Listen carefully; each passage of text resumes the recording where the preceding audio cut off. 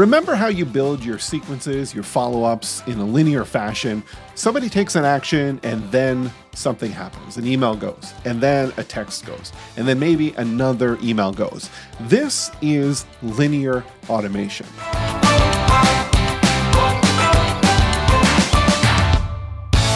What we're going to talk about in today's episode of the Automation Show is the addition to Agentic marketing automation.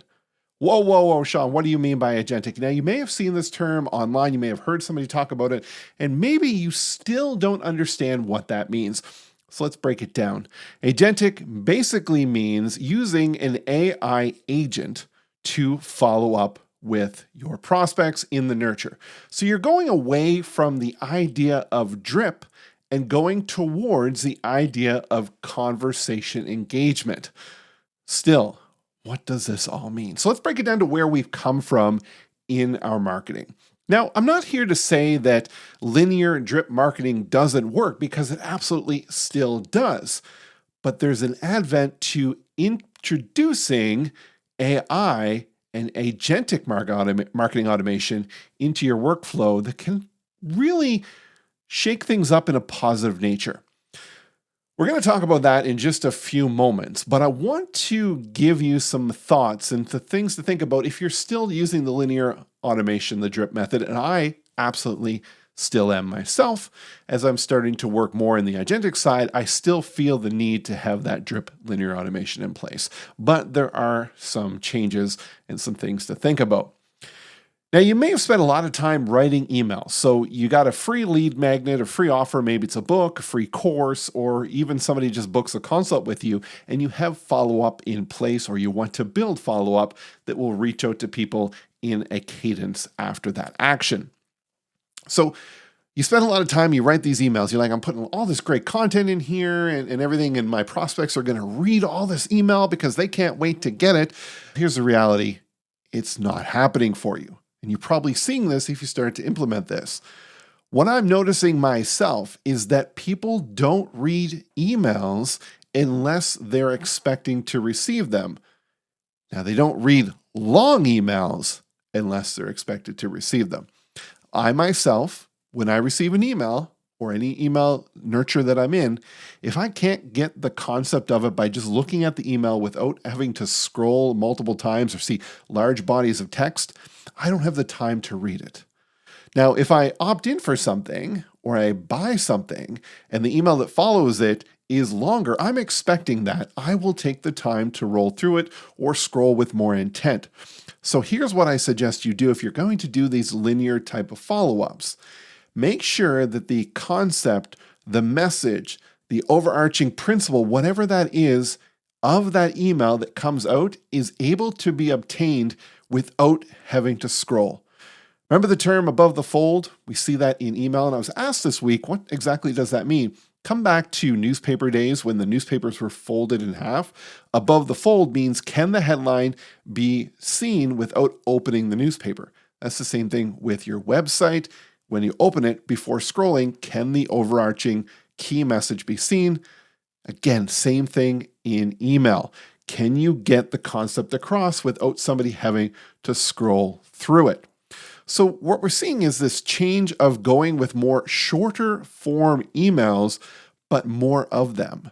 So instead of sending an email and then waiting like 3 days and sending another email, what we're seeing is, a couple emails going out that are shorter form in a single day, and then the next day, and then the next day. But we're doing it with intent to carry the conversation along. Depending on what it is that people are opting in for, whether it is an ebook, then I'd recommend that the follow-up is delivering the conversation upon the content in which they have opted in for. So the overarching idea or what you're trying to help them with this ebook can continue that conversation along even further by having those emails come out to them. Now, the idea behind this would be to have it seem as if you were writing those emails, right? Short questions, things like that, and even inviting them to hit reply. So if you have your emails come out and they're coming from an email address that you don't monitor, you need to change that right away. You need to make it accessible that people can respond to the emails that are in your nurtures by hitting reply and starting that conversation. Now, when we look at using things like agentic marketing automation, what you're doing is instead of programming each single email, you are training the AI agent within the software. And our Go High Level Client Connector CRM has agents that can be built in there. And what you're doing is you're providing it knowledge. You're training it on content on your website, FAQs, things that you want it to answer, things where, if people ask this, then maybe you should shift to trying to book a consult or stuff like that. You're putting the parameters in there where now people can start to respond back to it, whether it's by text or by instant message or even by email. Those responses will then be received by that agent, and a follow-up response or conversation will begin moving forward.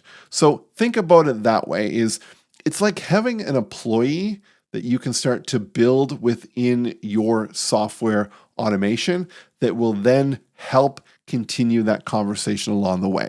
So that's the change, the shift that's happening with marketing automation and sales automation, sales enablement, where people can start to engage with your agents on your website by text, by email, so that you can be focused on the work that you're doing and the conversations can start to grow.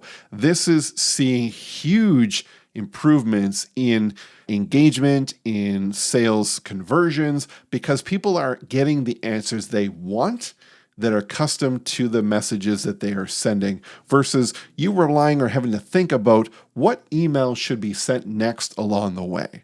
So, do you have any of this in place? Is this something that sounds familiar, or not really familiar, but is this something that sounds like you could use this in your business? Then I would seriously suggest looking into how you can enable agentic marketing automation into your business. This episode of The Automation Show is brought to you by Blue Cow Marketing. Blue Cow helps small businesses clean up messy marketing and build simple systems that actually work. Things like better customer journeys, workflows that keep your leads engaged, and fewer things slipping through the cracks. If your business feels busier than it should, Blue Cow helps you get your time back without hiring more staff. Grab a free clarity call at bluecowmarketing.ca and see what your business could feel like with better systems behind it.